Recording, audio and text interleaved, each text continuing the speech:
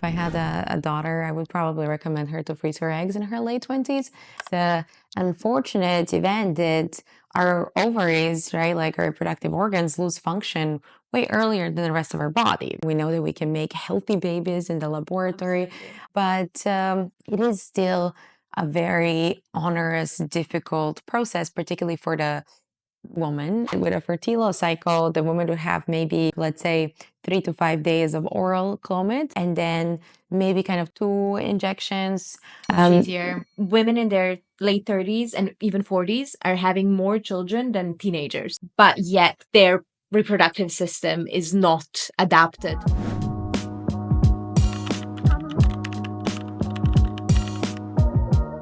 Hello, everyone. Welcome back to Nadia's Lab. Today we have a slightly different setup, but we have a very special guest, someone who is incredibly successful and someone you actually requested to have on the show. So welcome, Dina. Dina is first of all, my sister, which I'm very proud to say. Dina is also a doctor and a CEO and a co-founder of Gameto. Dina, thank you for joining me today. Yeah, thank you. It's always a pleasure to visit my little sister. I have to say that growing up, having you as a sister always made me be even more ambitious and work even harder, study harder. I have to say thank you for making me love medicine and pharmacy and always helping me with my exams and my uni applications. But I wanted to we have so many things to talk about, but I mostly wanted to talk to you about fertility and what you do. And I know that your company has had a huge impact on fertility and a lot of women. And I just thought if you could share something with us, what is it what you do? What is it that you love about what you do? And maybe some myths and facts about fertility that women nowadays don't know. Also the process of IVF and some advice that you could give to someone who is like me trying to conceive, for example, and insights for like trying for a family, your perspective as a medical doctor and someone who's in fertility. Yeah, absolutely. There's a lot to uncover, and obviously, with kind of the rising infertility rate as well as having children later, but also I think it's just the education element. People are wanting to seek education about how to get pregnant as well as how not to get pregnant, right? Like the very little sex education that we have, maybe that one high school class is really like, okay, this is contraception, these are STIs, try not to get pregnant and not to get STIs. And then there's this myth that as soon as you stop your contraceptives, like you'll get pregnant like this whenever you want. And unfortunately, it doesn't work like that. And it's a big problem because I personally, I'm glad you mentioned that because I was under that impression as, from very young age, you start doing pregnancy tests, you worry about pregnancy because everywhere you see, oh, you might say pregnant, but then when you actually start trying, it does not happen instantly. It takes, I don't know, maybe you know the statistics well, but is it true that it can take up to a year for healthy couples? Yeah, exactly. So again, there is some variation, but if we look at the definition of infertility for couples having regular sexual intercourse, so unprotected, so let's say 2 to 3 times a week, for about 12 months is the definition, right? So normal healthy couples can take up to 12 months to conceive. And then again, even there's variation. Again, like this differs on age, but the very broad generalization. So this data is kind of, broad, but it, probably about 15% of couples will conceive within the first 3 months, then about half in the first 6, and then kind of 85% of couples are going to conceive within 12, and then about 15% of, and these are heterosexual couples, obviously, will end up with some form of infertility and may either need more time or potentially medical intervention in order to conceive. But you see, like 12 months is a long time. It's a long time. Yeah, and obviously this it's not. There are different definitions. So obviously for male female partner, age is a big issue. So a lot of people are now saying if the female partner is over 35, particularly over 40, and they're not able to get pregnant even for 6 months, to potentially already start seeking medical help, right? Because it's just less likely with time to happen. So I think like 12 months is the rough guideline. But for some people, particularly again, where there are known medical conditions that reduce fertility, or again, advanced maternal age. And this is not really advanced age. This is very young, right? But young for all the other things except for fertility. That's where, people are starting to read more. And I'm seeing, again, I'm not a fertility specialist myself. I'm a co-founder of a women's health biotechnology company. I'm a medical doctor turned entrepreneur. So I work in the space. I work with a lot of scientists, physicians, and entrepreneurs, and hospital groups and clinics.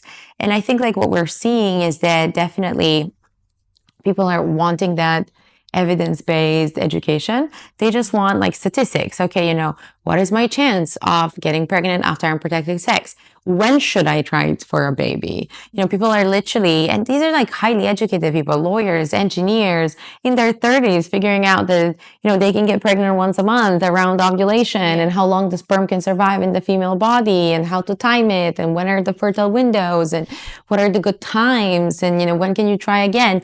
So I think, and we're seeing that with a lot of fertility specialist physicians becoming honestly Instagram and TikTok influencers. And there are a couple of books coming up from actually some of the doctors that we collaborate with. So Jamie Knopman, influential reproductive endocrinologist, fertility specialist doctors from the US, is publishing a book. Lucky Seacon as well from RMA of New York, a clinic that we've collaborated for clinical trials, is publishing the book, The Lucky Egg. And, good name. The Lucky Yes, Egg. absolutely. Her channel is wonderful for everybody interested in fertility. I recommend a follow. But essentially, it just shows how people want that content, right? Like people feel, I think that is the part why, I also feel like obviously working in this industry, I get messages from everyone like, hey, we met once at that party. Hey, I'm trying to get pregnant. Can you help me here?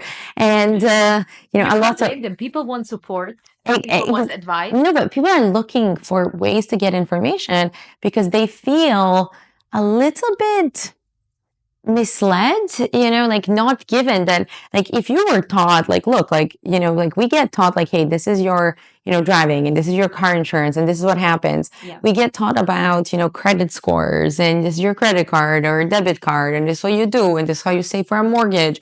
And, like you may not ever want to do it, but you understand. Exactly. And you're given that education. Yeah. So, you may choose to save for retirement. You may not to. You may choose to save for a mortgage. You may not to. But you were given that information. I think the reason why people are flushing and why, you got so many requests for this type of podcast is because it's only becoming now that we're providing that information to people. And a lot of people feel like, oh, wait, I'm 39 now, like, I have unexplained infertility. No, like I just have like a decline in ovarian function. And at my age, some people just cannot get pregnant. Absolutely. It's just normal biology. Like if you look at the kind of the function of the ovary, loss of egg quality and egg quantity. So a lot of people feel, well, if I had known, maybe I would have made different choices. Maybe I would have frozen my eggs. Maybe I would have done this. And I think that is the part, like, honestly, like some people don't want to have children. Some people, it's not their best choice for them. Some people do not care about their children being biological children and would feel as much love for adopted children, right? Like, absolutely. So I think like there's a lot of variation and one size fits all is absolutely not the case. But what is important is that everybody has that right information while they still have all the options open. Absolutely. And then they can make an informed choice of what is best for them. Absolutely. And there is also something I wanted to discuss with you. What I've been reading about is that women in their late 30s and even 40s are having more children than teenagers, than younger girls. And with that, and then, which makes sense because women are obviously now educated, they are working, and they're in various different professions, but yet kind of their reproductive system is not adapted for, being mothers maybe at age of 40s. It can happen, obviously it's possible, but do you think that that's unfair and the medicine is going towards? Yeah, look, like, of course, like the premise of Gameto as a women's health biotechnology company, maybe we can go back to what we do, was that, it's a unfortunate event that our ovaries, right, like our reproductive organs lose function way earlier than the rest of our body, right? So it absolutely makes no sense of having fertility decline in mid-30s and then going through menopause. And when we were living up to the age of 50, that wasn't maybe such big of a deal. But then now women spend maybe 2/3 of their life infertile, one half of their life in the stage. Um, Not all, but a lot of women suffering from a lot more chronic disease and symptoms post-menopause. So, like, what we are trying to do is provide treatment solutions to ease that, right? Like, prevent that from being. And not all people will need assisted reproductive technologies, right? I think all of people should receive basic scientific information so they can make informed choices. But I think hopefully also increased access and easier assisted reproductive technologies will help some. But there's a whole spectrum in it, and happy to talk about what is IVF and egg freezing, but also like there are many other things that people could do. Like for some, it's just timed intercourse, just literally learning, hey, this is my ovulation, this is my like maybe like 2-3 weeks of fertile window that I could time it. There's always some variation. The sperm can survive, I don't know, between like 5 days. Some people have reported 7 days, but probably at least three. Again, sperm motility and survival can also depend on the health of the male and his age. But I think for some people it's just timed intercourse. For some people it's maybe taking the pill called Clomid that can stimulate multiple ovulation. Now, some of that may come with the increased risk of twin pregnancy because you're ovulating multiple eggs, and we know that twin pregnancies have worse outcomes. So, and again, outcomes could depend on age of the mother and the general health. So then there are things like intrauterine insemination, IUI, that have much lower success rates, and they're not recommended for all people. But for some people, they're like kind of an easier way in, right? Like sometimes they can be medicated or without tablets or with injections. And then the sperm is like injected into the woman. That's interesting. Yes. And then after that, you have obviously IVF. IVF has been a miracle of science, really. A Nobel Prize for Medicine was given for it to one of the discoverers. And, first IVF baby was born in the UK in 1978. Later on, also in Australia and the US, and it's now widespread.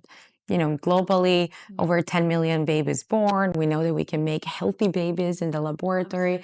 But it is still a very onerous, difficult process, particularly for the woman, and the female patient journey hasn't changed since the start of the IVF. Discovering. Exactly. So if people have watched the Netflix TV show Joy, I definitely recommend it. I really enjoyed the documentary. It also talks about the scientists behind the IVF. Some may have not received the recognition they've needed, but also about the women and how I think what was interesting is it obviously took them so many attempts to get to a single successful cycle.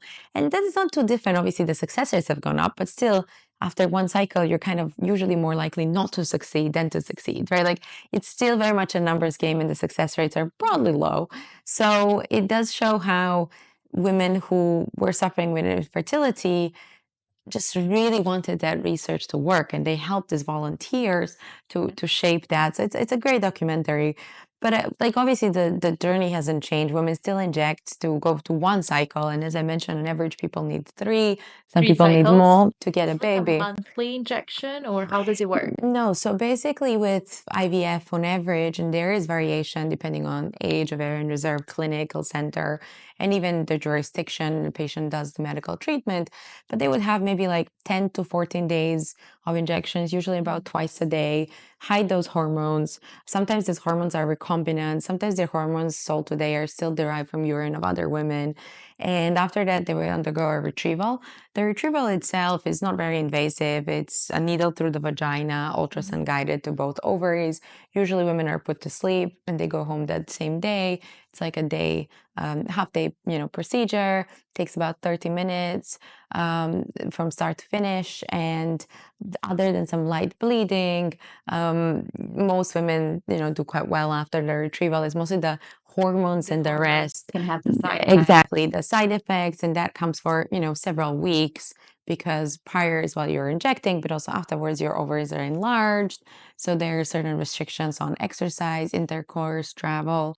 So it affects your It lifestyle. affects your lifestyle for Yeah. sure. And minority women end up with some severe medical complication like hyperstimulation and others, but majority of women find it a very difficult and draining Mentally as process, well. emotionally, which is a normal response. I think like when people say like, oh, I'm feeling, well, it's a normal response when you pump your body with this many hormones.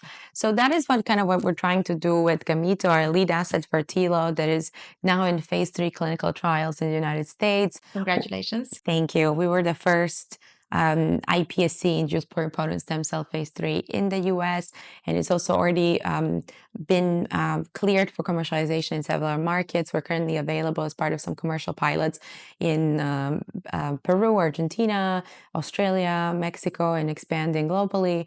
And we've already reported first baby born with the technology last year. Very proud. Our beautiful baby Mia, and are following numerous other ongoing pregnancies. First baby's been born using a new IVF procedure. The baby was born December 7th in Peru. So basically, right, what has happened is that with a Fertilo cycle, the woman would have maybe, depending again on the reserve, let's say 3 to 5 days of oral Clomid. Okay. And then, which is a tablet, so no injections. Much easier. Exactly. And then maybe kind of two injections, one a day, and then undergo that retrieval. And then the eggs will be co-cultured with our Fertilo ovarian support cells in the laboratory for an additional day, after which then they're washed as per standard of care, and then they can be frozen or fertilized. And now often women split the eggs even if they go with a partner, because embryos are sometimes treated as shared property, whereas eggs are kind of your own autonomy, right? So up until that point, the treatment journey is the same. So again, it is still a medical procedure. I was just talking with my friend who traveled to Mexico and did a Fertilo cycle and did a standard IVF cycle. And, she was like, honestly, like, both were rough, but Fertilo was much, much, much, much better. So I think that summarizes it, right? I also participated in one of our trials in New York where I donated my eggs for research. How was that experience? Well, it was great to test your own medicine, and I think like a lot of physicians should experience, where possible, on the patient side, the elective procedures, because I think like as doctors, we're kind of primed to underestimate non-life threatening complications. But actually, like they add up, right? So I would say even with the Fertilo cycle, it is still a difficult process, Yeah. but it's much better and something I was able to integrate, whereas I was never able to do a full kind of like freezing IVF cycle, and I still wouldn't do it. Yeah. Unless, it's like the last resort for me to become a mother, which ultimately I was fortunate enough that was not the case. Yeah, absolutely. So going forward, future medicine, do you think that there'll be more research and more investment and more kind of spotlight for the fertility and drug development within maybe like a new drug that can completely replace any injections? Do you think that that is happening or about to happen? Yeah, well, I think the problem is that there is certainly a lot more recognition and awareness and more research coming. There are several pharma companies that are heavily invested in this space. There are biotech companies that are working. So I think for sure there is some research. It is still a very small area of biopharma if you compare it to other hot areas. I mean, the entire women's health is a very small area. Most of the large pharma companies don't even have women's health divisions. So it is growing, but it's still small and early. But certainly the science is progressing there. Like we'll see kind of in 10, 20 years where we're at, but there'll be oral medication, even things like in vitro gametogenesis, for I don't think maybe this decade, but like, in decades to come become a safe way. So I think like certainly there is variation and people are getting better at this. And I think the more we make it simpler, less of like an artisanal process and more like a simple medical procedure, the more people will be able to access it. And also the success rates will go up. And a lot of things that are also happening are on the laboratory side. So I think like a lot of people, when they think about fertility care, right, like the doctor is the person they see and then they discuss. but there's a whole team involved in the care, and a lot of the eggs and obviously the embryos are afterwards treated in the laboratory, and that is done by embryologists. And I think, obviously they're getting better, they're getting better equipment. Some of their laboratory tasks are also getting automated. So I think like there's definitely numerous ways, not just as from a pharma, but also kind of device automation, artificial intelligence, other angle, how to pick the best egg, how to know how to, to streamline workflow and others. And I think all of that will ultimately lead to better success rates. But then again, like, I think it's just very important to say, for a lot of people as of right now that don't need it, right? Like, I don't think, people ask me, would you do IVF just as a first line? And I often say, like, unless you have a medical reason to do so, or you're doing it as a preventative treatment like egg freezing, no. But for sure, like for some people, if they need to do embryo selection for inherited disease and can do test embryos and avoid passing a severe disease to their child, for people, for same-sex couples who want to have, children, they often rely on science and IVF to build their families, for people who cannot conceive naturally. And then I think also as a preventative treatment, I think it's very powerful, right? Like, if I had a daughter, I would probably recommend her to freeze her eggs in her late 20s, especially if it's like easy and affordable to do, if over a long weekend with something like Fertilo cycle. And I would be like, look, like, your plan A is that you never use them. And that you find the perfect man, before you're 35, and you can have, 2 kids and be very happy, and, everything comes out plan A. And that was just like a weekend. But, if you end up needing them, could be from like a cancer treatment, an accident, or just life, right? Or just wanting to do something later where maybe your partner is able to do so, but you're not. I think it just gives more options. But I do believe that right now egg freezing is still quite a brutal process. Some women, it does mess them up for quite a few months. So I think like that's the one thing that I personally, would sometimes say is that it is an empowering treatment, having your eggs frozen, but sometimes the barrier is too high, which is why I hope that, if Fertilo comes to market in other jurisdiction, and obviously if more data supports our current clinical data, that it will be an easier way for women to freeze their eggs, because it's kind of like the second act for the control of our reproduction, right? Like the first one were the contraceptives, and then it's this. And again, it's not a lot of people say, look, like freezing is not a 100% guarantee, and it's not, right? It depends. We still don't know like which eggs will fertilize. It depends on embryos, and these embryos need to implant. Like there's a waterfall chart. So 100%, like people again need to be educated that only because you've frozen your eggs, and again, depends how many eggs and how many children you want to have and all of that. It's not a guarantee that you will get pregnant, but it certainly increases your likelihood, especially if you kind of go through the process well, and also while you're younger and you have better. This is like a silly question for people who know nothing about fertility. And honestly, even though I'm a healthcare professional, I feel like I don't know much about fertility. If a lady, let's say, freezes their egg in her 20s, do they have an expiry date, how long they're valid for, or they are just so actually now before there used to be some restrictions. For example, there was a restriction in UK that you can only use your eggs for 10 years, but all of that has been lifted. So we've had embryos and eggs frozen for longer freezing. So right now there's not a clear expiry date. There were some studies by Dr. Jamie Griffo from Inception Prelude, and many others in the field that were looking at like kind of what is the optimal window where you're like more likely to use the eggs, right? Because for a lot of people who do it perhaps very early, they may get pregnant, build their whole family, don't want any more children, so they don't end up using them, so it ends up being futile. And then for some people, if you wait too long and then you're like, oh, I'm in like my late 30s, early 40s, I want to freeze my eggs, or like maybe you're just not going to get enough good quality eggs to have the best chances. Maybe you will, but maybe you won't. Your probability goes down. So I think like a lot of that shown that kind of like late 20s, early 30s are probably the best time. Let's say kind of from 28 to 32 window, because in that line, you're most likely to use them within kind of 10 to 12 years. But also, you know, you still have very good reserve, because what kind of happens with the ovary, there is obviously, I mean, we start losing follicles and eggs, right? Like from our puberty, right? Yeah. But the decline is very gradual.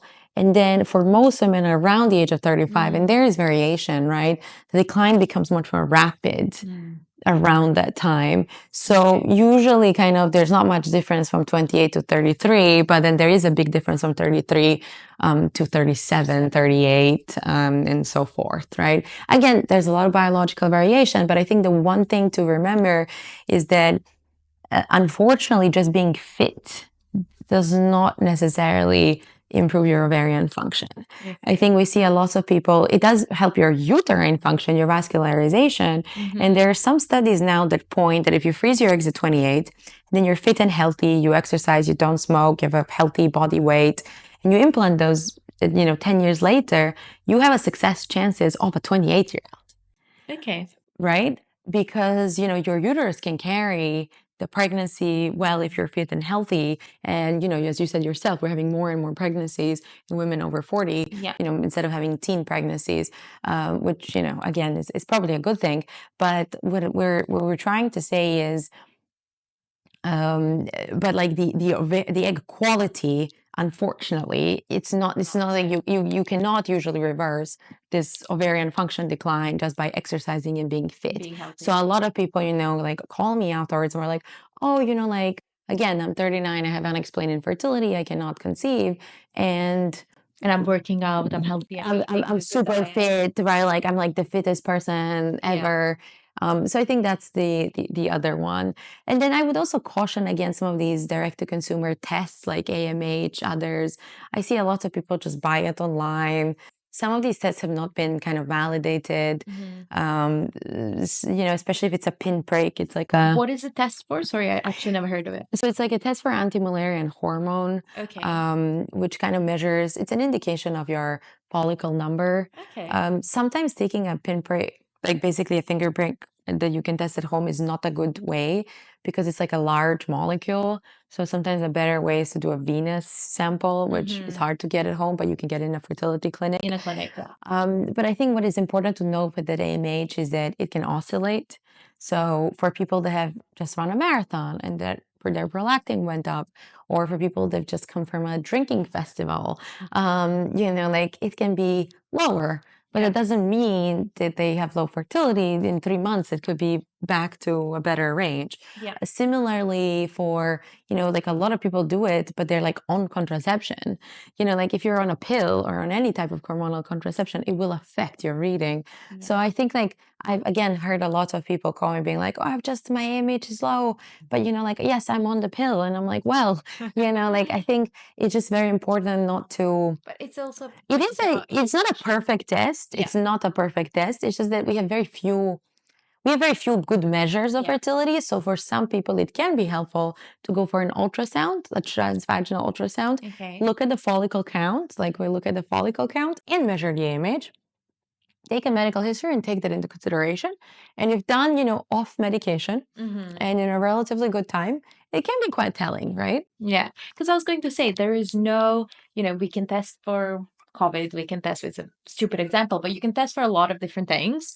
But then when it comes to fertility and when you're trying to conceive, it's literally a lottery. You can literally, it can take one try to stay pregnant, or it can take a year or longer than a year, or you might not be able to do it at all without some kind of a, help. So I guess why that's the lack of tests as well to check whether... Yeah, that's why, as I said, like, for people probably over 12 months doing a medical checkup. Again, for some people, if there's advanced age, even 6 months, is probably good. If you can do a ultrasound, venous samples. For some people, there's undiagnosed disease that could be treated. So I think like at that point, just like a basic checkup with a fertility specialist. And I think that's the other thing.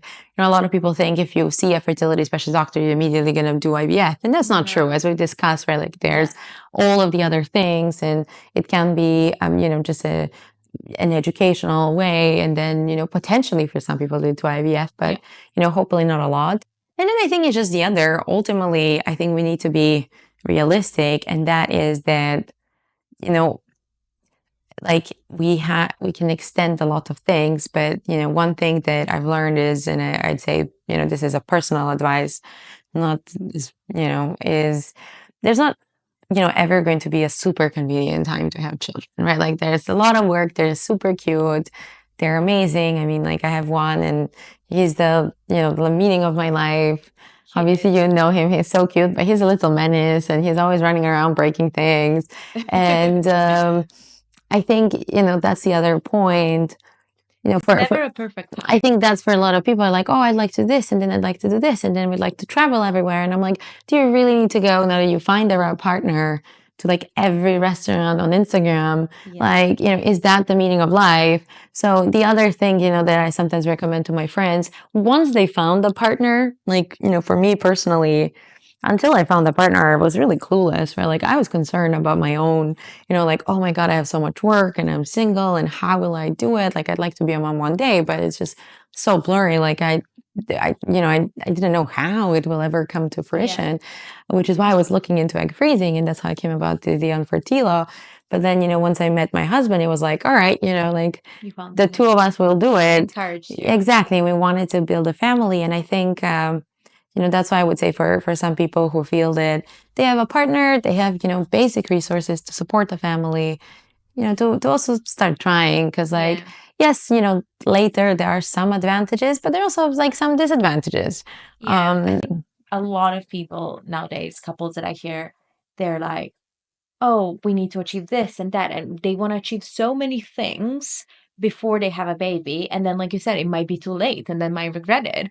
But obviously, you need some financial kind of background. But a baby, you're not sending them to college straight away. And your life doesn't end when you have a baby. Yeah. And I think like that's where another thing why I'm a physician, I am an entrepreneur. I obviously have a company in the biopharma space in this field. And I think like easier, more accessible IVF for people who need it is 100% needed. Absolutely. And particularly easier on a female patient journey side. Right? Like why women need to take so much burden off the patient journey, right? Like IVF is also a treatment, intracytoplasmic sperm injection or ICSI for male factor infertility. It's about half of all of infertility, treating the woman, right? Like the biggest burden. So I think that's absolutely needed. But what I was trying to say is that when we talk about, declining birth rates and declining family, IVF really should be just one part of the story. A lot of it is, as you say, messaging. Like, a lot of women reach out to me on LinkedIn after I announced I was pregnant. And like, it was in an MIT Tech Review article that it came out. And, they were like, oh, I really admire you for, you're so ambitious, successful. And like, I'm kind of been scared because I was afraid I won't get promoted and others. And I think that's the one thing, like we need to do better in the society, like we've done already a lot, but there's still more to do. That, becoming a mother is not, showing lack of ambition. On the other, like totally the opposite. It's not the end of your career. It's, totally the opposite. For a lot of people, it can bring more maturity and focus. And, yes, like again, I do believe that we should be more flexible. Like, we had like total virtual work and now everybody's like 100% return to office. And like the reality is that, most people can like work in the office 3 times a week and like have a little bit of flexible hours. And like you still get the in-person. I agree. We've also found that if you have people all over the world and they never come together, it's very hard. Yeah. But like if you're in the office 3 times a day and you have a little bit more flexibility, it helps a lot with childcare and it helps a lot to like young couples raising kids. So that's something where I feel very strongly about. That's a policy we have at Gameto. And that's something I also, hope that people will find the middle ground because it helps families. Absolutely. And then the other thing are, like certain, mandated, paid family leave, whatever, it's doable, but certainly of, kind of at least 3 months. And I know in some European countries, obviously it's a lot more generous than that. And then, just making it easier for young families to move around, right? Like having, place at the airport, having like some like cafes or restaurants with playrooms, like allowing people with children to be able to participate as active members of the society and not just excluding them from everything.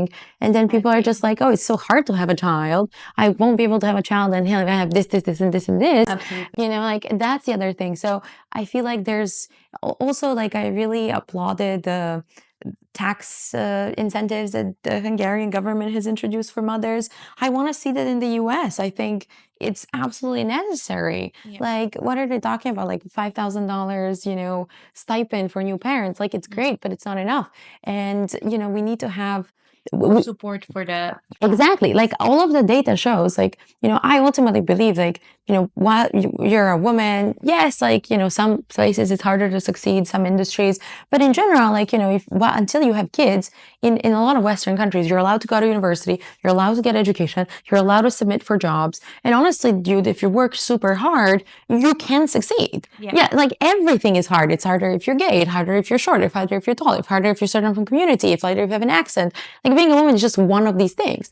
But then and there's this data, right? Like there was a Nobel Prize in economics a couple of years ago for that motherhood penalty. That actually, like, being a woman is not necessarily a difficulty, but once you do become a mother, you have period while you're pregnant, you have period while you're breastfeeding, you do want to look after your children. And I think like, providing again certain tax incentives for people who have children and other things will, make it easier for people to have encourage children. the couples, because a lot of couples are financially, they don't feel like they're supported and they are not stable financially to have the children. Also, it's not about just, it's a 9 months of pregnancy, it's then having a newborn, then the breastfeeding as well. And imagine for a mom that needs to go to the office and feeling like they'll lose their job.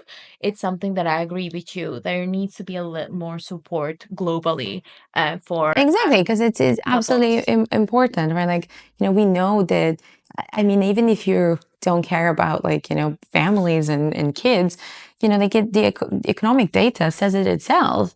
Like if you just have an older, population, yes, like we were doing all these longevity things and others, but ultimately you have a population that has a lot of medical disease, it's very expensive and is not contributing economically.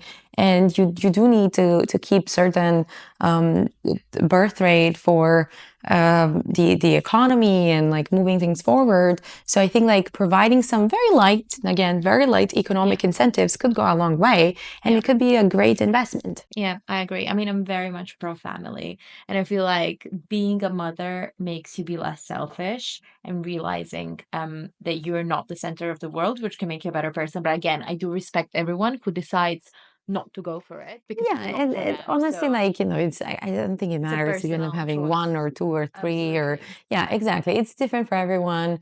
I have a lot of respect for everybody with kids. As I said, I still only one, and it's even that is so much work. It is work. So, I You think need to it's want it in order. exactly. Manage But yes, I also obviously believe in families, and certainly a lot of people in our company are, do this because they want to help people who want to have families to Yeah. be able to build them. Dina, this was a very lovely conversation. Any final advice? You said at the beginning how young couples need more information and education, not like after they've been trying for a year and they need some actual medical help, but at the very beginning of conceiving. Any final advice, maybe what to try, what not to try, where to look for information and get Yeah, more I would say, educated? I mean, I recommended already, a few books, doctors to follow and others. It's great now that, with social media, like you could get access from physicians. I would say that people should be careful of a lot of supplements promising to cure your fertility or help you with your menopause and others, even when they're advertised by celebrities. So I would just kind of follow still mostly registered doctors. I think every woman in her 20s should try to learn basic biology, ovarian function, when and how to conceive, even if you're not interested, just so that you know and have all your options. And then, for, as I mentioned, for people, there are a few of these accounts and a few books coming. There's also a good book, Fertility Rules, by Leslie Schrock, who's just kind of an expert patient that we worked with in addition to the two that I've already recommended. But then again, lots of some channels online, and I think like more content being available. But I'd recommend people to familiarize with that. And then in general, just when you have that information, try to make the best decision for yourself and whatever works. And in terms of, obviously, I'm a pharmacist. I love to recommend supplements, pills, all of that. We said to be very cautious. And again, everyone should speak to a pharmacist or doctor before taking anything. But taking folic acid, would you say that's Yeah, good? folic acid is, there's data to take it once you're trying to conceive. Okay. Because there were actually good studies of supplementation with folic acid, and there are different doses if you've had previously a child with neural tube defect or you didn't. But most of us don't eat enough broccoli. So taking folic acid supplement when you're trying to conceive is probably a good idea. And then, for the first 12 weeks, there's some couple of other pregnancy supplements. There are also a lot of pregnancy supplements that contain 70 different things that a lot of people don't need. So, that's the one I would just go with, kind of pure things, what you're taking and that you need it. Other than that is, I think, just trying to be generally healthy. So some people, have a thyroid hormone mess up, and then they have to sort it out first before so I think just making sure your general health is good. I mentioned this prolactin, this is something that I think is interesting, is that extreme stress, whether physical stress or mental stress, can sometimes temporarily reduce your fertility. I've had missed periods when I was studying for medical school exams, and also sometimes when I was running a lot and doing races, and it is maybe something to exercise. It's certainly helpful, but maybe not do your ultra biggest endurance event like marathons and others. Again, it can differ, but that's something that for some people can affect. And then just kind of reducing, drugs, alcohol, obviously no smoking, generally trying to eat healthy, be fit. These are all the things that help. We know that also healthy body mass index helps. That's why Ozempic, some of these other weight loss drugs have led to, people naturally conceiving who, thought they had infertility, and it was because of body inflammation from high body weight, right? So just ensuring, general health and wellness, and also just not stressing about it, right? All of these stories that are so common of oh, I was really trying, I was stressed, and then I just stopped and I wanted to go for IVF, or I gave up and then I just got pregnant. They're not, there is some science behind it, right? Some physiology. So I think it's just kind of not thinking too much about it, not stressing exactly. about it. I think in general in life, it's just good to, right, the Adlerian psychology that I was try to focus on your own tasks and the things that are under your control. I've read that book after you've actually. Oh yeah, I love that book. That's a recommendation for everyone. The Courage to Be Disliked. The Courage to Be Disliked. Actually, you recommended it to me, and I read it and I absolutely love it. But yeah, there is so much more to talk about, but we're gonna stop here. As I know you're very busy. Thank you so much for your time. Thank you so much for this useful advice. I find it useful, and I hope you guys found it useful. And good luck with everything. Good luck with the clinical trials, and I hope to have you back on my podcast sometime soon to discuss some other milestones in your career. And yeah, thank you for joining me today. Thank you for having me. Hope this was useful. Thank you. Bye.